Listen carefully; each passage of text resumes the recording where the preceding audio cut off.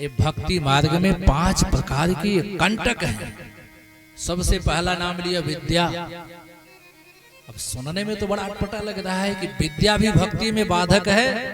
संतों ने कहा हाँ, कैसे? विद्या का यहां पर अर्थ लगाया संतों ने कि विद्या का कम होना अथवा बहुत अधिक होना।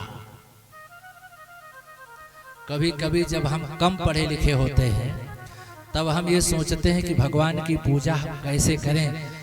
सारे भगवान के स्तोत्र संस्कृत में हैं, हमें तो संस्कृत आती नहीं, हमारे बस का तो नहीं, हम तो पूजा नहीं कर पाएंगे। बाधक बना कि नहीं? कम विद्या भी बाधक है। और अधिक विद्या बाधक कब हो जाती है? जब अधिक ज्ञान हमको हो जाता है तो हमको अभिमान हो जाता है, फिर हम अपने को ज्ञानी समझने लगते हैं।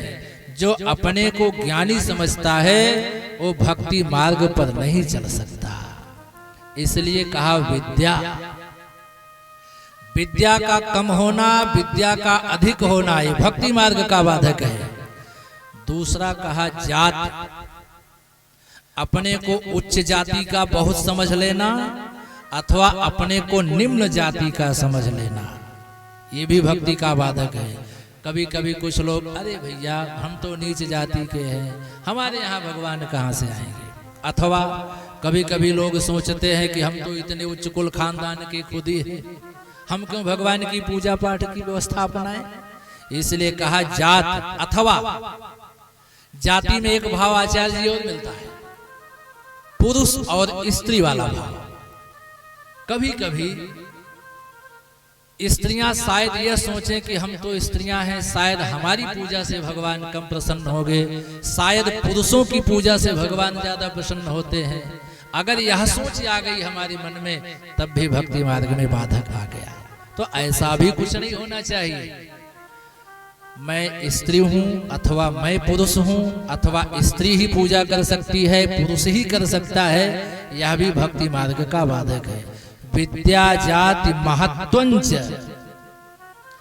महत्व का अर्थ है कोई पद मिल गया, कोई प्रतिष्ठा मिल गई, समाज में आपको लोगों ने बहुत ज्यादा महत्व देना शुरू कर दिया। समाज में प्रतिष्ठित हो जाना भी भक्ति मार्ग का बाधक है। यह भी प्रायः अहंकार के साथ हो जाता है। महत्ता जब मिलती है, महत्ता मिलती है तो प्रायः कुछ लोग अभिमानी हो जाते हैं। इसलिए यह भी भक्ति मार्ग का बाधक हो जाता है। विद्या जाति महत्वम च रूप। रूप कहा। प्रायः कभी कभी कुछ लोग सोचते हैं कि मैं तो सुंदर कम हूं, न जाने भगवान मेरी पूजा स्वीकार करेंगे कि नहीं। जहां पर हमारे मन में ये भावना आए कि शायद मैं बहुत सुंदर नहीं हूं इसलिए भगवान मेरी पूजा स्वीकार नहीं करेंगे, तो कुब्जा के बारे में सोच लेना। 3 जगह से टेढ़ी त्रिवक्रा शैलेंद्र जिसका नाम है, क्या भगवत कृपा उस पर नहीं हुई? मैं पढ़ा लिखा हूं या कम पढ़ा लिखा हूं, ज्यादा पढ़ा लिखा हूं, इसका भाव जब आ जाए तो सोच लेना विद्या गजेंद्र से का। गजेंद्र कहाँ का विद्वान था? क्या भगवत कृपा उस पर नहीं हुई? का जाति ही विदुरस्य। विदुर जी की कौन सी जाति थी? शूद्र कुल में थे, क्या उन पर भगवत कृपा नहीं हुई? मैं बहुत धनहीन हूं, शायद भगवान मुझ पर कृपा नहीं करेंगे, यह भी सोच त्याग देना चाहिए। किम तस् सुदाम्नो धनम। सुदामा के पास कैसा धन था? मैं बहुत सुंदर हूं अथवा कम सुंदर हूं, यह भी भक्ति मार्ग का बाधक है। यौवन युवावस्था में भी प्रायः कुछ लोग भक्ति के मार्ग से अपने को हटा लेते हैं। आज के जमाने में भी देखो, अथवा बहुत पहले भी रहा है, आज तो परसेंटेज में कुछ ज्यादा है। नवयुवक बच्चों से आप कहो कि रोज पूजा पाठ किया करो, बहुत कम लोग, बहुत कम मात्रा में तैयार होते हैं। एक बार मैं एक लेख पढ़ रहा था अभी बहुत हाल में, तो उसमें एक सर्वेक्षण हुआ था, उसमें लिखा था कि आज के समय में 35% जो युवा पीढ़ी है वो नोटा को मान रही है। यानी जो किसी धर्म को नहीं मान रही है। उन 35% नवयुवकों से पूछा गया, आप कौन सा धर्म मानते हैं? क्या अपने सनातन धर्म को आप मानते हैं? उन्होंने कहा नहीं। बोले अगर सनातन को नहीं मानते तब कौन सा धर्म मानते हो? उन लोगों ने कहा, मैं अपने परिश्रम को, अपने पुरुषार्थ को ही सबसे बड़ा धर्म मानता हूं।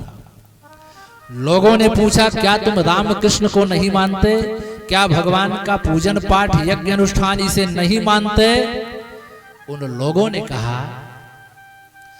अगर हम पढ़ाई नहीं करेंगे, हनुमान चालीसा रोज पढ़ते रहेंगे, तो क्या इंजीनियरिंग की पढ़ाई हम पास कर जाएंगे?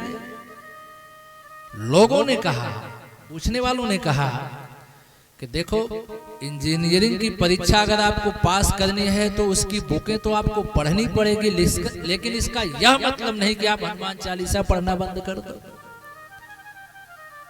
एक लड़के ने मुझसे पूछा, आचार्य जी, तो मैंने कहा, अच्छा बेटा एक बात बताओ, जब तुम कभी कभी अपना रिजल्ट देख करके किसी से कहते हो कि हमारा एक पॉइंट से रुक गया, एक नंबर से मेरा रुक गया, नहीं तो आज मैं IAS हो गया होता, आज मैं PCS हो गया होता, आज मैं कुछ बड़े पद पर हो गया होता, क्यों नहीं हुआ? एक पॉइंट से रुक गया, एक नंबर से रुक गया। यही है आवश्यकता हमारे आपके जीवन में सनातन धर्म को मानने की। जिस दिन आप अपने जीवन में सनातन धर्म को मानने लगोगे, हनुमान चालीसा को मानने लगोगे, भगवान की भक्ति मानने लगोगे और ये सोच लोगे कि भगवान की भक्ति हमारे जीवन में आवश्यक है, भगवान शिव को जल चढ़ाना आवश्यक है, हनुमान चालीसा का पाठ करना आवश्यक है, जिस दिन यह मान लोगे उसी दिन आपका एक नंबर से जो रिजल्ट रुक रहा है वह सफल हो जाओगे उसमें, इसलिए मान लेना आवश्यक है।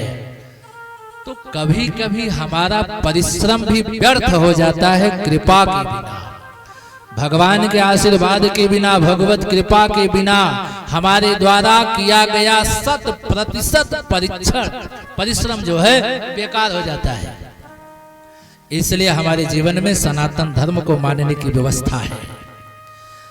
परिश्रम हम खूब करें, लेकिन कृपा जब रहेगी तब बात बनेगी, है कि नहीं? जब कृपा रहेगी तब बात बनेगी, इसलिए सावधानी से समझिएगा।